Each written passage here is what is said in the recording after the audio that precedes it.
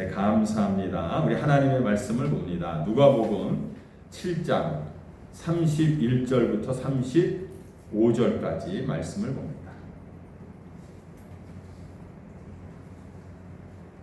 예, 교독하겠습니다. 누가복음 7장 31절로 35절.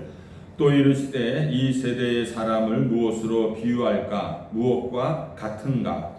비유하건대 아이들이 장터에 앉아 서로 불러 이르되 우리가 너희를 향하여 피를 불어도 너희가 춤추지 않고 우리가 곡하여도 너희가 울지 아니하였다 함과 같도다. 세례 요한이 와서 떡도 먹지 아니하며 포도주도 마시지 아니하매 너의 말이 귀신이 들렸다 하더니 인자는 와서 먹고 마시매 너의 말이 보라 먹기를 탐하고 포도주를 즐기는 사람이요 세리와 죄인의 친구로다 하니 지혜는 다같이 지혜는 자기의 모든 자녀로 인하여 옳다함을 얻느냐. 아멘.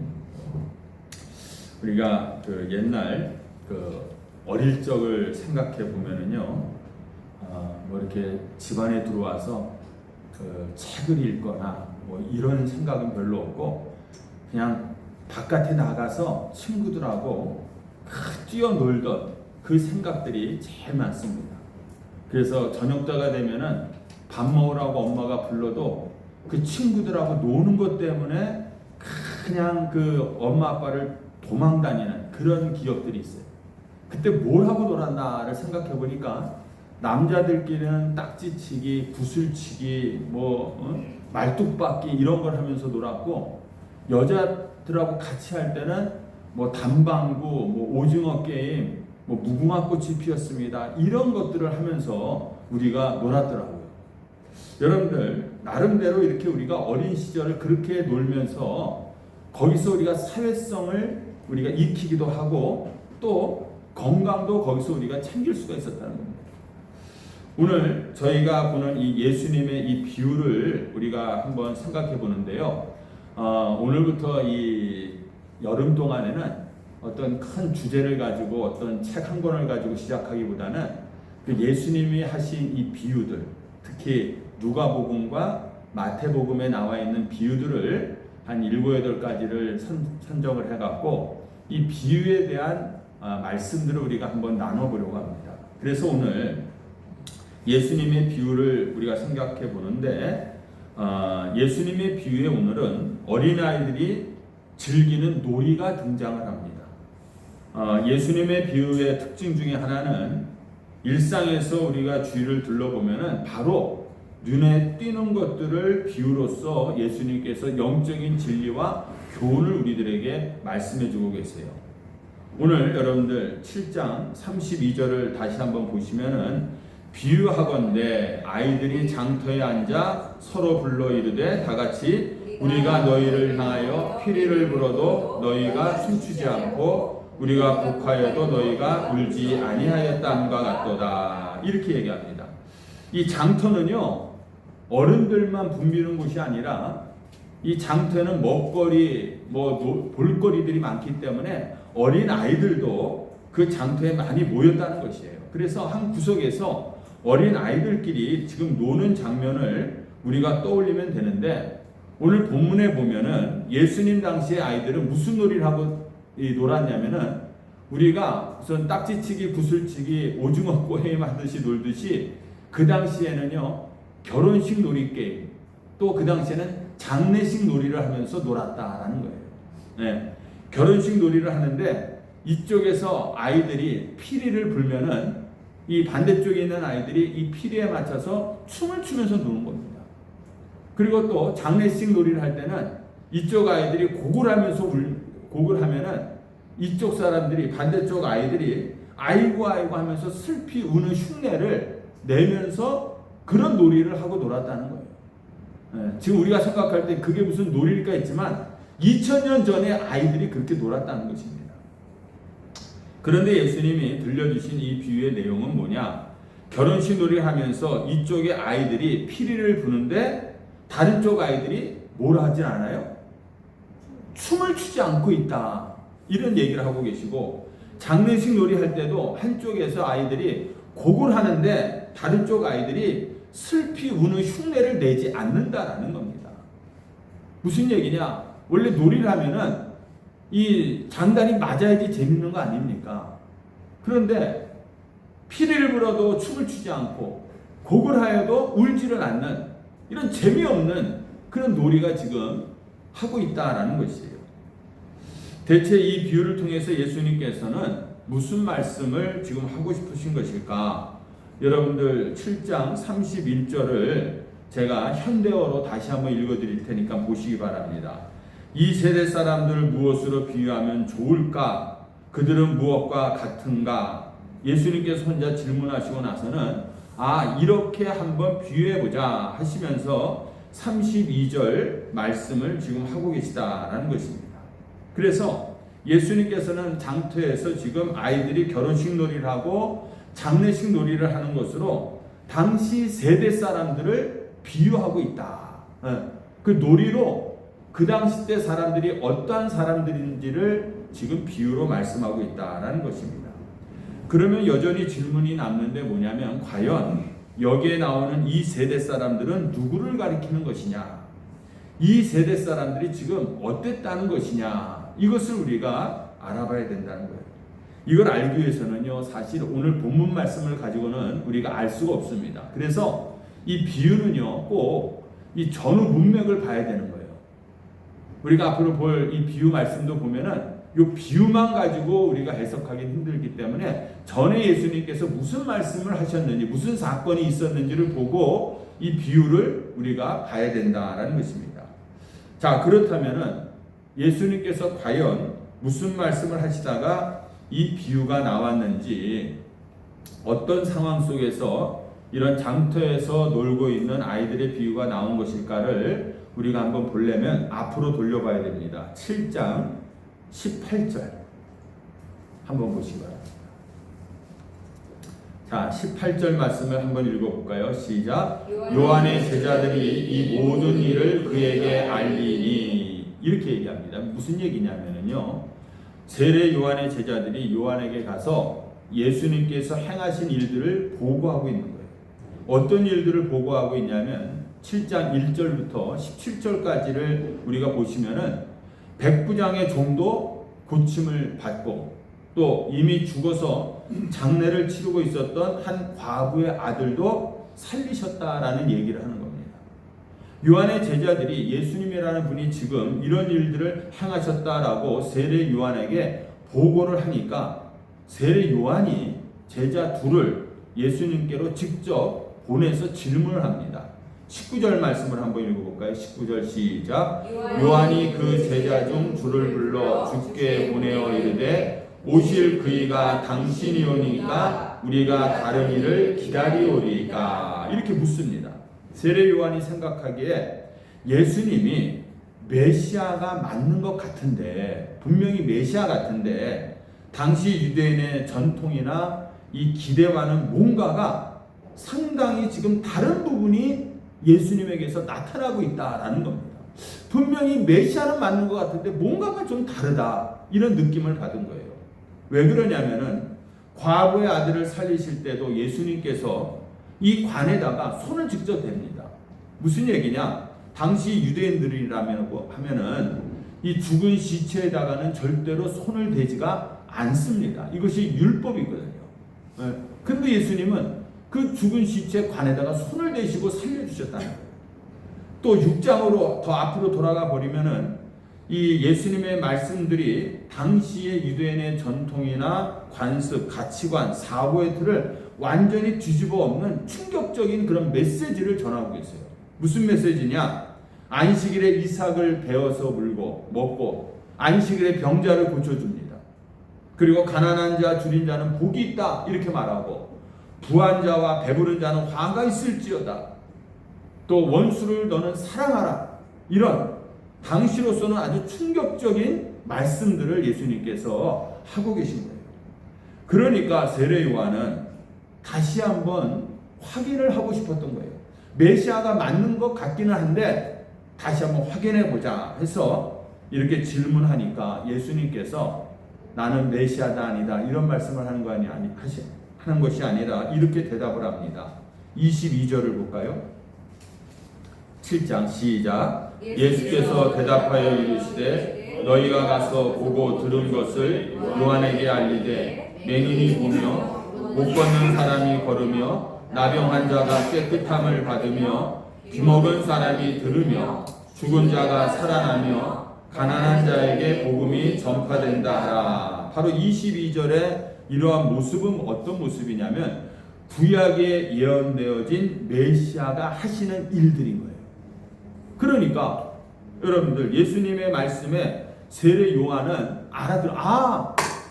예수님이 과연 구약에서 우리가 기대했던 바로 메시아구나라는 것을 곧바로 알아듣게 되는 겁니다. 그런데 여러분들 이렇게 맹인들이 보고 못 걷는 사람이 걷고 환자들이 고침을 받고 가난한 자에게 복음이 전파되는 것들 이런 일들을 행하시는 이 메시아는 안타깝게도 전통 유대인들이 기다리고 있었던 메시아의 모습이 아니었다는 거예요. 당시 유대인들은요 죄에서 우리를 해방시켜주고 우리에게 병을 고쳐주고 가난한 자에게 복음을 전하고 이런 메시아를 원했던 것이 아니라 로마 정권으로부터 우리를 구해줄 정치적인 메시아, 배고픔에서부터 우리를 해결해줄 경제적인 메시아를 유대인들은 기다리고 있었다라는 것입니다. 그런데 예수님은 나는 너희들의 그런 정치적인 문제, 어떤 배고픔의 문제를 해결하려고 이 땅에 온 것이 아니라 바로 나는 죄인들을 구원하기 위해서, 죄인들을 위해서 내가 이 땅에 왔다, 죽으러 왔다, 이 말씀을 예수님께서 하고 계신 것입니다. 그러니까 어떻습니까? 지금 이 세대, 그 당시 때 이 세대 사람들이 기대하던 메시아와는 전혀 다른 분이었다라는 것입니다. 여러분들 오늘날에도 예수님을 우리가 믿는 이유는 다양합니다. 많은 사람들이 당장 내가 직면해 있는 어떤 물질과 건강의 문제들, 자녀의 문제, 사회의 문제를 내가 해결해 줄 수 있는 그런 예수를 우리는 기대하고 있다는 거예요. 예수님께서는 오늘날에도 이러한 문제만을 해결해 주시기 위해서 우리에게 오신 분이 절대로 아니라는 겁니다. 이 문제를 여러분들 해결하려면 차라리 권력이나 힘을 가지고 있는 물질이 많은 사람을 찾아가는 것이 더 도움이 될 수 있을 수도 모릅니다. 그래서 교회에 나왔다가 예수를 내가 믿겠다고 교회에 나왔다가 이런 문제가 해결되지 않으면은 우리는 다시 예수님을 외면하고 거부해버리고 마는 것이에요. 예수님께서 우리의 근본적인 죄의 문제를 해결해 주시고 이 땅이 아니라 하나님의 나라를 주시기 위해서 우리에게 오셨다는 겁니다.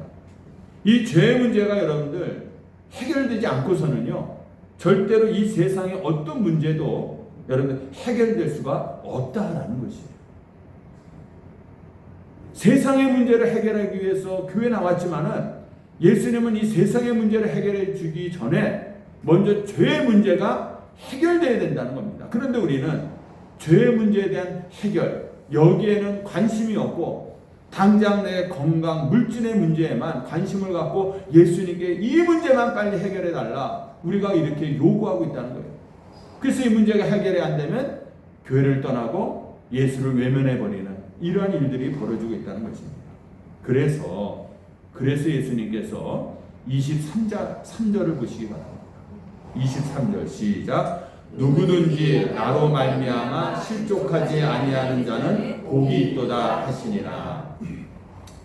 많은 사람들이 그런 세상적인 문제를 해결받기 위해서 왔다가 해결 안 되니까 어떻게 됩니까? 실족해서 돌아가고 있다는 거예요. 나에 대한 너희의 기대가 어긋나서 너희가 실족하지 않으면 좋겠다, 이 말씀을 하고 계신 거예요. 구약에서 말하는 그런 메시아를 기대하고 있었으면은요 예수님께서 오셔서 소경을 고치고 못 걷는 자를 걷게 하시고 내가 메시아임을 선포했을 때에 그 기대에 딱 맞아 떨어지니까 여러분들 실족하지 않는 겁니다. 야, 우리가 바라던 그 구약의 메시아가 오셨구나. 얼마나 기쁘게 예수님을 맞이할 수 있겠습니까? 그런데 예수님을 죄를 사해 주시고 하나님과의 관계를 회복해 주시는 메시아로 이 땅에 오셨는데 유대인들은 그런 메시아를 원하고 있지 않았다는 거예요. 자신들의 어떤 배고픔을 해결해주고 로마 정권으로부터 하루속히 해방시켜줄 그런 메시아를 기대했기 때문에 예수님이 오셨음에도 불구하고 그 기대에 어긋나서 그들이 실족해버리고 마는 것입니다. 그리고 이어지는 여러분들 24절부터 무리를 향해서 예수님께서 말씀을 하고 계신 거예요. 24절, 25절을 또 읽습니다. 시작. 요한이 보낸 자가 떠난 후에 예수께서 무리에게 요한에게 대하여 말씀하시되 너희가 무엇을 보려고 광야에 나갔더냐? 바람에 흔들리는 갈대냐? 그러면 너희가 무엇을 보려고 나갔더냐? 부드러운 옷 입은 사람이냐? 보라, 화려한 옷을 입고 사치하게 지내는 자는 왕궁에 있느니라. 지금 많은 무리가 광야로 나간 이유가 뭡니까? 광야에서의 세례 요한을 보기 위해서 나간 것인데 26절 보니까 그러면 너희가 무엇을 보려고 나갔더냐? 선지자냐? 옳다. 내가 너희에게 이르노니 선지자보다 더 훌륭한 자니라. 세례 요한도 예수님과 마찬가지로 그 당시에요. 유대인의 관습이나 가치나 문화 등과는 반대되는 삶을 살았던 사람이라는 거예요. 사람들은 도시로 몰려드는데 이 세례 요한은 어디로 갑니까? 광야로 나가서 살았다는 거예요. 그런데 무리들은 지금 이 세례 요한을 지금 쫓았다 이렇게 이야기하고 있어요. 이어서 27절과 28절을 보시면은 예수님은 당시 세대의 정신과 어긋나게 하나님의 뜻에 순종하면서 하나님께로부터 받은 사명을 감당하는 세례 요한이 선지자들보다 더 훌륭한 자다. 그는 메시아의 길을 준비하는 자다. 여자가 낳은 자 중에서 가장 큰 자다. 이런 말씀을 하십니다. 그리고 나서 자 29절 30절을 봅니다. 29절 30절 시작. 모든 백성과 세리들은 이미 요한의 세례를 받은지라 이 말씀을 듣고 하나님을 의롭다 하되 바리새인과 율법 교사들은 그의 세례를 받지 아니하므로 그들 자신을 위한 하나님의 뜻을 저버리느니라. 아멘. 정리하면은요, 당시 시대적 정신과 어긋나게 살고 행동하면서 사명을 감당하는 이가 두 분이 계셨는데 한 분이 세례 요한이고 또 한 분이 예수님이라는 겁니다. 그런데 거기서 백성들, 모든 백성들과 세리들은 요한의 세례를 받았다 이렇게 얘기합니다. 그들은 당시 이 세대를 살고 있다가 요한의 세례를 받음으로 말미암아 다가오는 세대로 자리를 옮긴 사람들인 거예요. 그런데 바리새인들과 율법 교사들은 오늘 30절 말씀에 보면은 여러분들 어떻습니까? 세례 요한의 세례를 거부하고 회개하지 못했기 때문에 다가오는 세대를 거부한 사람들이라는 거예요. 한쪽은 예수님과 세례 요한이 있고 이들은 천국 다가오는 세대라는 것입니다. 모든 백성과 세리가 받아들였다는 거예요. 그런데 다른 반대쪽은 바리새인과 율법 교사들이 있는데 하나님의 나라를 거부하고 여전히 이 땅의 나라, 당시 세속적인 세대, 그 시대를 지금 살아가고 있다라는 것입니다. 이런 말씀을 우리가 먼저 알고 나서 31절에서 예수님은 이 세대의 사람을 무엇으로 비유할까? 무엇과 같은가? 라고 지금 예수님께서 혼자 질문을 하고 계신 거예요. 그러면 이 31절에 나오는 여러분들, 이 세대 사람들은 다가오는 세대에 속한 사람들입니까? 아니면은 이 땅의 나라 세속적인 정신에 살고 있는 그런 사람들을 말합니까? 어떤 사람들이요? 이 세대 사람들은 네, 이 땅에 세속적인 정신을 갖고 살아가고 있는 사람들이라는 거예요. 이 세대 사람들은 더 정확히 말하면 지금 살고 있는 사람들, 살고 있는 이 세대를 얘기합니다. 그리고 하나님의 나라는 다가오는 세대, 전혀 다른 세대라 이렇게 우리가 부르고 있어요. 그러므로 여러분들, 이 세대는요, 지금 바리새인들, 율법 교사들이 살았던 바로 이 AD 10년, 20년, 30년 그때의 사람들을 이야기하기도 하지만은 또한 여러분들 이 세대 사람들이라는 것은 2000년 전에도 있었고요, 1000년 전에도 있었고, 100년 전에도 있었고, 지금 여전히 이 세대 사람들이 있다라는 것입니다. 같이 우리가 앉아 있어 하나님의 말씀을 들어도요, 이 세대 사람이 있고 도래하는 새로운 세대에 속한 사람들이 있다라는 것입니다.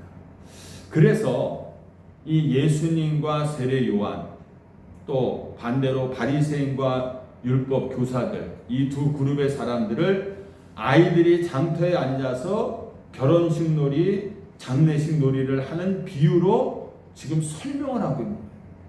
이 두 세대가 완전히 다른 세대이기 때문에 이것을 아이들이 노는 놀이 문화로 지금 설명을 하고 계신데, 여러분들 이 비유를 우리가 읽어봤는데 피리를 부는 쪽은 누구이고 그 장단에 맞춰서 춤추지 않는 쪽은 누구입니까? 곡하는 쪽은 누구이고 함께 울지 않고 있는 쪽은 누구냐라는 거예요. 우리가 전통적으로 많이들 피리 부는 자는 누구입니까? 네? 전통적으로 우리가 피리를 부는 사람을 누구로 얘기해요? 피리를 불어도 춤추지 않는 사람들은 누구냐 했을 때 피리를 부는 사람을 예수님이라고 얘기를 하고, 많은 세상 사람들이 예수님이 아무리 회개하라 천국이 가까웠다라고 외쳐도 거기에 반응하지 않는 사람들을 오늘날 이 세대 사람들이다 이렇게 얘기를 하는 거예요. 그리고 세례 요한이 아무리 곡을 하여도 거기에 대해서 바리새인들을 울지 않고 있다라고 이렇게 이야기합니다.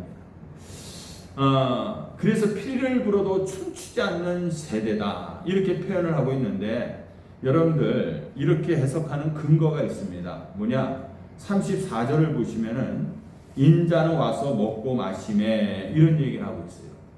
여기서 먹고 마신다는 것을 예수님은 이것을 결혼식 잔치로 이제 이해를 하고 있는 거예요. 결혼식이니까 먹고 마시지 않습니까?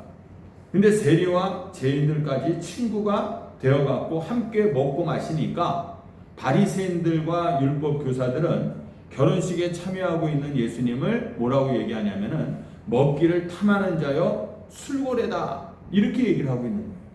비난을 하고 있는 거예요. 예수님은 먹고 마시고 피리를 불고 있는데 그들은 전혀 거기에 함께 동참하지 않고 있다는 거예요. 그리고 33절을 보시면은 세례 요한이 와서 떡도 먹지 아니하며 포도주도 마시지 아니하며, 세례 요한이 먹지 않고 마시지 않는 것을 장례식 놀이로 이해를 하고 있는 겁니다. 네. 슬픔에 가득해서 모든 음식을 먹지 않고 울고만 있는 거예요. 그러니까 또 바리새인과 율법 교사들은 세례 요한을 보고 뭐라고 얘기합니까? 귀신 들렸다 이렇게 얘기를 하고 있는 거예요. 그래서 예수님과 세례 요한이 회개하라 천국이 가까웠다라고 피리를 부는데도 바리새인들과 율법 교사들은 꿈쩍하지도 않고 오히려 비난하고 불평하는 것으로 우리가 이해를 해왔다는 겁니다. 이 말씀을. 그래서 피리를 부는 자를 예수님으로 우리가 이해를 했다는 것이에요. 그런데 여러분들 오늘 이 말씀을 한번 바꿔놔서 완전히 입장을 바꿔놓고 한번 이해를 우리가 해보면은 충분히 바꿔놓은 해석도 가능하다라는 거예요. 오히려 이것이 우리에게 더 설득력을 준다라는 겁니다. 무슨 얘기냐? 바리새인들과 율법 교사들이 피리를 불고 있는데 예수님이 꿈쩍도 하지 않는 거예요. 그들이 지금 곡을 하고 있는데 세례 요한이 전혀 같이 울어주지를 않고 있다라는 겁니다. 33절, 34절에서 바리새인과 율법 교사들이 예수님과 세례 요한에게 볼멘 소리를 하고 있는 거예요. 오히려 왜 우리와 함께 안 놀아줍니까? 왜 우리와 함께 같이 울어주지 않습니까? 볼멘 소리를 하고 있다라는 겁니다. 비유에서는 지금 장터에서 피리를 불고 곡을 하고 있는 아이들이 불평을 하는 거예요. 왜 너희들은 우리랑 같이 놀아주지 않냐? 왜 우리가 곡을 하는데 함께 너희들은 울어주지 않냐? 하면서 오히려 불평을 하고 있다는 겁니다. 당시 상황에 보면은요, 왜 예수님과 세례 요한은 우리 같이 율법을 지키고 우리의 전통과 또 관습과 가치관을 중요하게 여기지 않습니까? 왜 우리의 관습대로 왜 따라오지 않습니까? 이렇게 지금 그 사람들이 예수님과 세례 요한에게 불평을 하고 있다는 것입니다. 그 시대의 가치와 대세에 순응하지 않고요. 지금 예수님과 세례 요한은 지금 자신들의 길을 걸어가고 있는 거예요. 그래서 바리새인들과 율법 교사들이 오히려 예수님과 세례 요한을 술 취한 자다, 귀신 들린 자다 하면서 막 몰아세우고 있다는 것입니다. 포도주를 금하고 절제하는 자신들과는 다르게 예수는 자꾸만 왜 술을 막 먹고 있느냐, 이렇게 비난하고 있고, 유대인들 전통에 따르면 세리와 죄인들을 멀리해야 되는데 왜 당신은 친구로 삼고 있습니까? 이렇게 불평을 하고 있는 거예요. 그 시대의 가치와는 정반대되는 가치를 예수님이 지금 추구하고 계시기 때문에 이런 비난을 받고 있는 겁니다. 피리를 불고 고글하는 이러한 세대 사람들이 요구하는 것에 예수님과 세례 요한은 꿈쩍하지 않고 있는 거예요. 전혀 세상과 지금 타협하지를 않고 있다는 것입니다. 자, 그러니까 여러분들 같이 안 놀아주니까 어떻게 됩니까? 아이들이 이렇게 같이 놀자고 하는데도 막 피리를 불고 곡을 하는데도 춤추지 않고 울지 않고 놀아주지 않으니까 이 아이들이 어떻게 해요? 저 놀아주지 않는 아이들을 어떻게 할 거겠어요? 왕따를 시키겠죠. 왕따를 시키는 거예요. 때리는 거예요. 그러니까 어떻게 했습니까? 예수님을 십자가에 못 박고 세례 요한의 목을 베버리고 만 겁니다. 오늘 비유의 해석에서 여러분들 문맥과 흐름상으로 볼 때 피리를 불고 곡하는 쪽은 오히려 바리새인과 율법 교사들이고요. 이들 놀이에 이 세상적인 놀이에 전혀 반응하지 않고 자신의 길을 묵묵히 걸어가는 자는 바로 예수님이시고 세례 요한으로 보는 것이 오히려 타당하다라는 것입니다. 자, 그래서 여러분들 그러면은 오늘 우리가 받아야 하는 이 교훈이 무엇이냐라는 겁니다.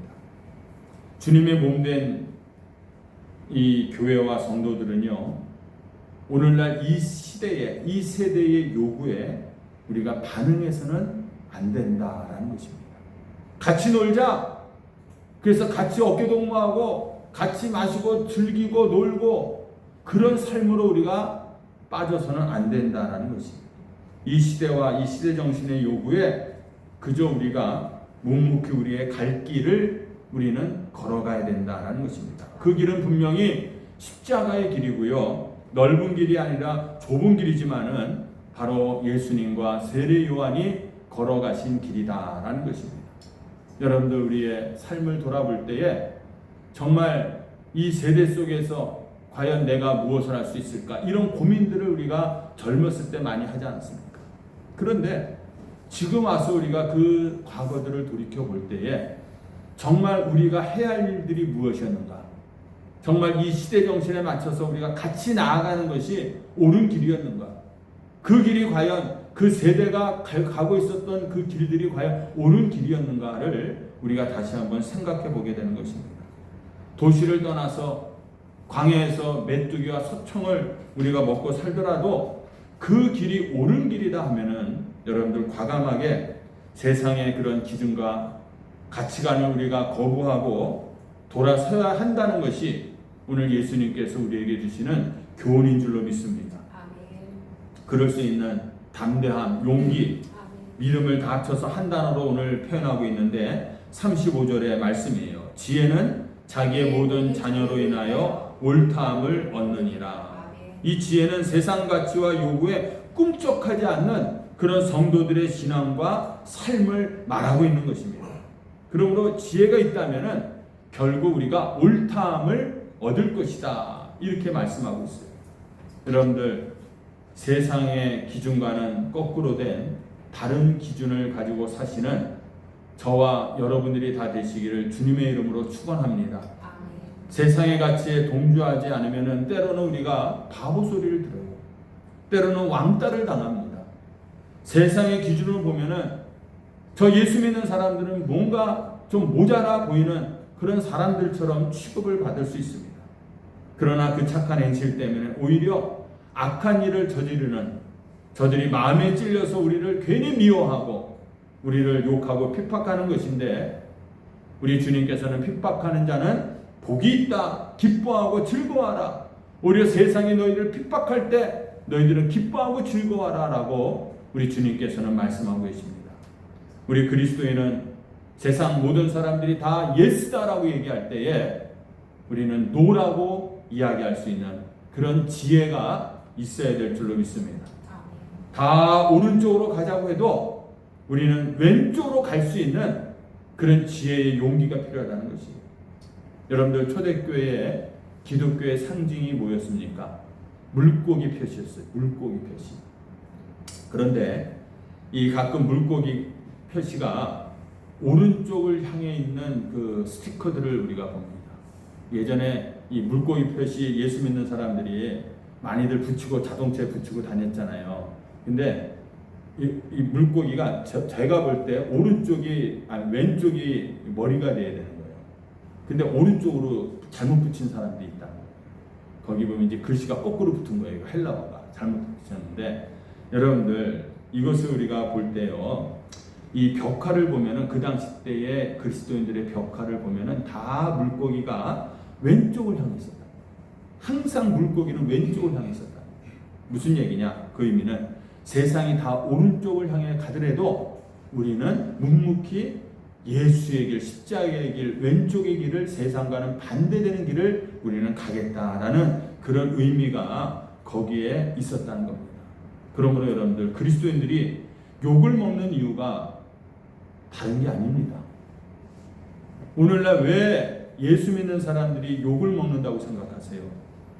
세상 사람들이랑 똑같으니까 우리가 욕을 먹는 거예요. 세상 사람들이 하는 대로, 세상 사람들의 방식대로 똑같이 우리가 살아가니까 세상 사람들이 볼 때는 예수 믿는 사람들이 우리와 다를 바가 없거든요. 그러니까 세상 사람들이 우리를 향해서 욕을 하고 있는 거예요. 비난하고 있는 것입니다. 여러분들, 그러므로 하나님의 영이 살아있는 사람들은요, 세상이 흘러가는 대로 같이 흘러가지 않을 줄로 믿습니다.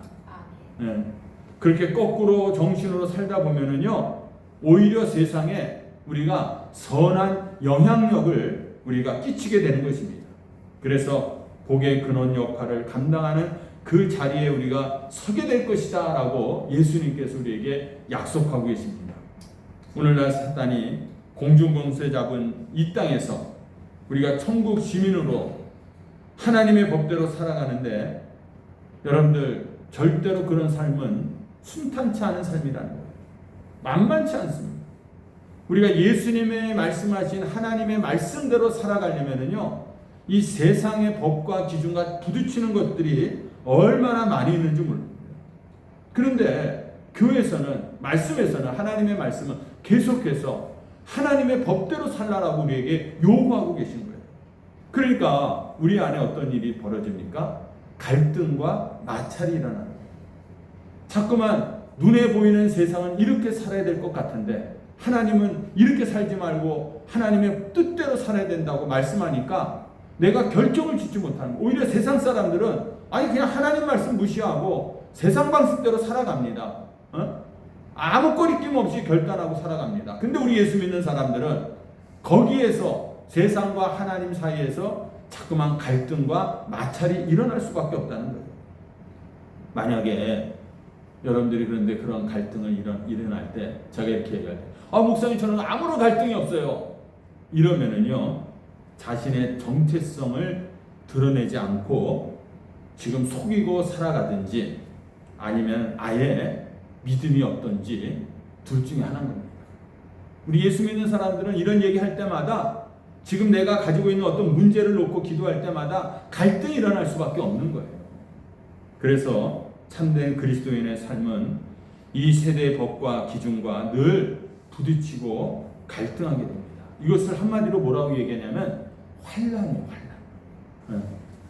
다른 게 환란이 아니에요, 여러분들. 다른 사람들이 나를 막 죽이려고 핍박하고 괴롭히는 것도 환란이지만은 이런 갈등과 부딪힘 속에서 예수 믿는 사람들이 오늘도 이 세상을 살아가야 되기 때문에 우리는 환난 속에서 오늘 살아가고 있다라는 것입니다.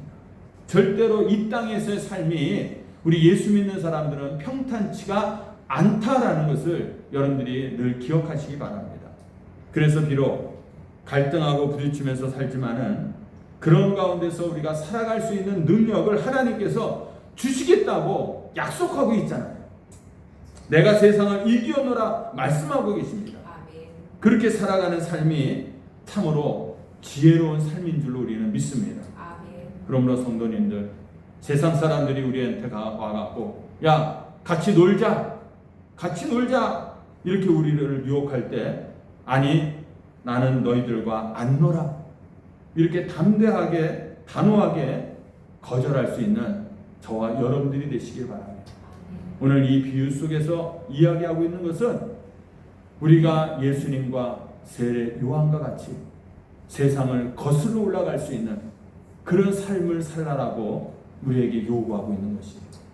여태까지 여러분들 세상을 살아가면서 세상과 함께 살아가다 보니까 편했습니까? 수월했습니까? 그렇다면 내 신앙에 뭔가 문제가 있구나, 내 신앙이 고장이 났구나라는 것을 오늘 여러분들 깨달으셔야 돼요. 그러면서 세상과 처절하게 오늘도 갈등하고 부딪히면서 이 환난 속에서도 하나님이 주신 지혜를 가지고 우리가 이 세상을 거슬러 올라가면서 오히려 세상 사람들에게 선한 영향력을 미치면서 살아갈 수 있는 그런 성도들이 다 되시기를 주님의 이름으로 축원합니다. 아멘. 아버지 하나님, 오늘도 우리에게 주님의 귀한 비유의 말씀을 주셨습니다. 우리가 주님이 주신 이 비유의 말씀이 우리 인간의 지혜로 잘 깨닫지 못하고 또 때로는 잘못 우리가 해석해서 엉뚱하게 우리가 이 말씀을 해석하는 경우들도 있습니다. 하나님, 비유의 말씀은 주님께서 그 비유를 통해서 하나님의 진리를 숨겨 놓으셨습니다. 우리에게 지혜를 주심으로 주님의 그 의도를 깨닫게 하여 주시기를 원합니다.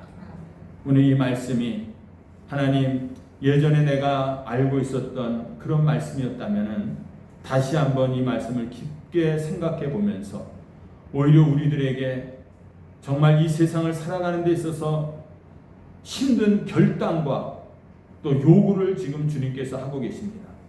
너희들은 세상과 짝하여 흥청망청 즐겁고 행복하게 이 세상에 살아가는 사람들이 아니라 오히려 세상의 흐름과는 반대로 거슬러 올라가면서 정말 많은 갈등과 부딪힘이 있지만은 그 힘든 가운데서도 십자가의 길을 걸어가는 예수님처럼 세례 요한처럼 이 세상을 살라라고 우리에게 오늘 요구하고 계십니다.